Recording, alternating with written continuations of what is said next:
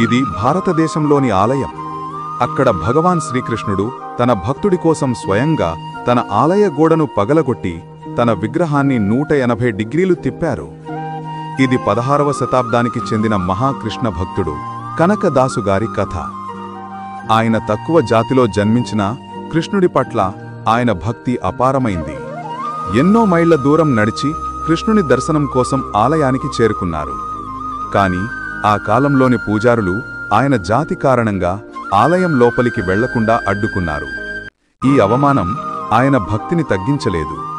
ఆయన ఆలయపు వెనుకవైపుకి వెళ్లి తానెమరో మరిచిపోయి కృష్ణుణ్ణి స్తుతిస్తూ పాడటం ప్రారంభించారు.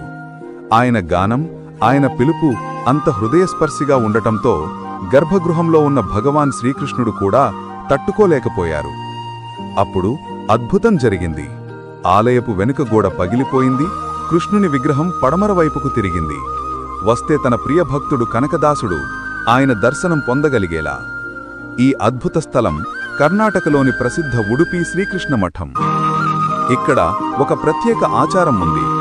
ఎవరి మనసు కోరిక నెరవేరినా వారు అరటి ఆకుమీద కాకుండా నేరుగా నేలపై భోజనం చేస్తారు, భగవంతుడికి కృతజ్ఞతగా.